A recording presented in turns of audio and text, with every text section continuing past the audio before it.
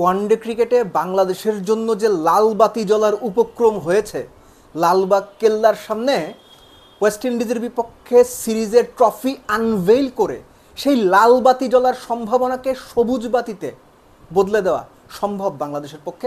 সবুজ বাতি না হোক, নিদেন পক্ষে হলুদ বাতি, লাল কালো হলুদ রং যাই হোক, যে উইকেটে খেলা হবে সেটার রং কালো। উইকেটের কথা যাবার আগে বেস্ট 11টা কেমন হতে পারে? সৌম্যকে নিয়েছেন, সৌম্যকে খেলিয়ে দেন প্লিজ, বেঞ্চে বসায় রেখে বেঞ্চ গরম করেন না।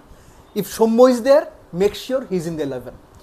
সৌম্য, সাইফ, শান্ত 4 নম্বরে, তাওহিদ হৃদয় 5 নম্বরে, মাইদুল ইসলাম অঙ্কন 6 নম্বরে, কাজী নুরুল হাসান সোহান। যদি এক্সট্রা একজন ব্যাটসম্যান নিতে চান তাহলে 7 নম্বরে শামীম হোসেন পাটোয়ারি, নইলে তানজিম সাকিব, রিশাদ, তানভীর, মুস্তাফিজ এবং তাসকিন আহমেদ। এটা হচ্ছে আমার দল। একটা নাম আপনি খুঁজে পাচ্ছেন না, নামটা মেহেদী হাসান মিরাজ। কেন তাকে আমি বেস্ট 11-এ রাখিনি? তিনি ক্যাপ্টেন, সেটা পরে বলছি। তার আগে বলবো উইকেটের কথা। অনেক প্রত্যাশা, অনেক স্বপ্ন, অনেক উচ্চাশা যে টনি হেমিং মিরপুরের ধানক্ষেত টাইপ উইকেটটাকে বদলে দিয়ে সাদা বলের জন্য, স্পেসিফিক্যালি ওয়ানডে ক্রিকেটের জন্য মানানসই গ্লোবাল স্ট্যান্ডার্ডের একটা উইকেট বানাবেন। কিন্তু রিয়ালিটি হচ্ছে রাতারাতি উইকেট বদলানো সম্ভব হয় না, কেউ পারে না, টনি হেমিংও পারবেন না। কিন্তু গ্র্যাজুয়ালি এটা আস্তে আস্তে বদলাতে হয়। সেই ধানক্ষেত টাইপ উইকেট থেকে কতটুকু বদলালো, কোন কোন ধরনের পরিবর্তন হলো এই সিরিজের সাথে আমরা সেটা দেখতে চাইব। টনি হেমিংকে আমরা এর মধ্যে জাজ না করি, আমরা দেখি ঠিক কতটুকু পরিবর্তন হলো। এর আগে আমরা জেনেছি যে কালো মাটির উইকেটে গামিনী সিলভা যেটা করতেন, মরা ঘাস ছিটিয়ে রোল করা হতো, যে কারণে পরবর্তীতে উইকেটের ড্যাম্পনেস চলে আসতো, বল স্কিড করতো, কখনো কখনো নেমে যেত, আনইভেন বাউন্স হতো, আবল তাবল হতো আর কি, কেউ বুঝতো না কি উইকেট। তো এইবার সেই ঘাস ব্যবহার করা হয়নি, শুধুমাত্র পানি এবং হাড়ি রোলার ব্যবহার করে উইকেটটা তৈরি করা হয়েছে। ধারণা করা হচ্ছে আগের চেয়ে বেটার উইকেট হবে। বেস্ট 11 যেখানে আমি মিরাজকে রাখিনি।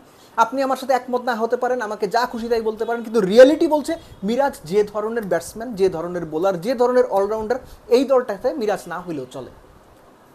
বাংলাদেশের ওয়ানডে দলে মিরাজ না হইলেও চলে, এটা আমি মনে করি। কেননা সে যে বল করে, সাইফ, তার সঙ্গে শামীম হোসেন পাটোয়ারি যদি একাদশে থাকে, দুজনে মিলে মিরাজের সাথে বেটার বল করতে পারবেন। মিরাজ দিয়ে সার্ভিস দেবে, বেটার সার্ভিস হবে।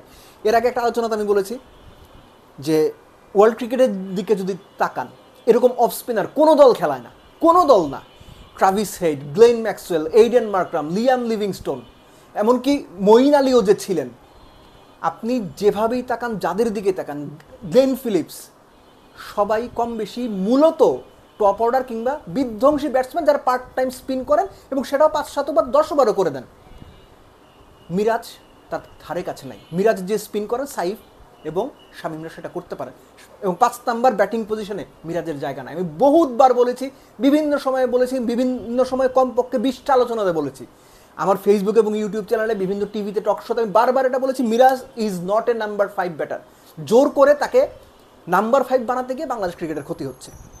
সো আইডিয়ালি যে দলটা বেস্ট 11টা নামানো হবে, যদি আপনারা এক্সট্রা একজন ব্যাটসম্যান হিসেব করেন শামীম পাটোয়ারির সাথে, যদি একজন এক্সট্রা বোলার হিসেব করেন, তাহলে সেই ক্ষেত্রে 6 ব্যাটসম্যান এবং অলরাউন্ডারের বা মিনি অলরাউন্ডার হিসেব করলে তানজিম সাকিবকে খেলানো যেতে পারে, কেননা সে খুব ভালো ব্যাট করে। আর সৌম্যর কথা যেটা আমি শুরুতেই বলছিলাম, সৌম্যকে নিয়েছেন, তাকে বসিয়ে রাখার কোনো মানে হয় না, জাস্ট ওয়েস্ট অফ টাইম। সৌম্যকে বসিয়ে না রেখে তাকে খেলিয়ে দেন। এখন মিরাজ যদি খেলেন, অবধারিতভাবে একজন জায়গা পাবে না, তিনি হচ্ছেন মাইদুল ইসলাম অঙ্কন। আমার বিবেচনায় অঙ্কন মানে জায়গা পাবেন না, কিন্তু আমি পার্সোনালি যদি সুযোগ থাকতো আমি অঙ্কনকেই নাম্বার 5-এ খেলাতাম, নট মিরাজ। মিরাজকে আমি বেস্ট 11-এই রাখতাম না। বাট ক্যাপ্টেন যেহেতু, তিনি নাম্বার 5-এই খেলবেন, খুবই স্বাভাবিক, অঙ্কন জায়গা পাচ্ছে না। সেই ক্ষেত্রে 6-এ হয়তো আপনার নুরুল হাসান সোহান, আর যেটা বললাম যে আপনি 7 নাম্বার ইদার শামীম পাটোয়ারি, নয় হয়তো যদি একটু অলরাউন্ডার হিসেব করেন সাকিব। সো এই টিম নিয়ে বাংলাদেশ ওয়েস্ট ইন্ডিজের যে দলটা খেলতে এসেছে, সেই দলটাকে আটকে দেওয়ার মতো যথেষ্ট সামর্থ্য রাখে। যেহেতু মিরপুরের ধানক্ষেত টাইপ উইকেট হবে না বলেই প্রত্যাশা করি, সেই ক্ষেত্রে একটু বেটার ব্যাটিং সারফেসও যদি হয়, বাংলাদেশের জন্য ব্যাপারটা খুব সহজ হবে না। হবে না কেন? বাংলাদেশের ব্যাটিংয়ের অবস্থা খুব খারাপ, স্পেশালি মিডল অর্ডার যাচ্ছে এইভাবে ফেল করছে। এবং ওয়েস্ট ইন্ডিয়ানরা কী ধরনের বড় শট খেলতে পারে, আনকোরা নতুন একজন প্লেয়ার যার নাম আমির জাঙ্গো, তিনি এসে 5 নম্বরে ব্যাট করে 80 বলে 100 করে ম্যাচ হারিয়ে দেবেন, এই ঘটনা ঘটতেই পারে। সো রিয়েলিটি হচ্ছে যে বেটার সারফেস যদি হয়, বেটার বা স্পোর্টিং ট্র্যাক যদি হয়, বাংলাদেশের সম্ভাবনা তুলনামূলক কমতে থাকবে। উইকেট যত খারাপ হবে বাংলাদেশের সম্ভাবনা তত বাড়তে থাকবে। বাট ওয়েস্ট ইন্ডিজের বিপক্ষে, এই ওয়েস্ট ইন্ডিজের বিপক্ষে বাংলাদেশ যে কোনো বিবেচনাতে ফেভারিট। মিরাজ একাদশে থাকলেও ফেভারিট, মিরাজ ক্যাপ্টেন হওয়া সত্ত্বেও ফেভারিট। বাট পারফর্ম তো করতে হবে।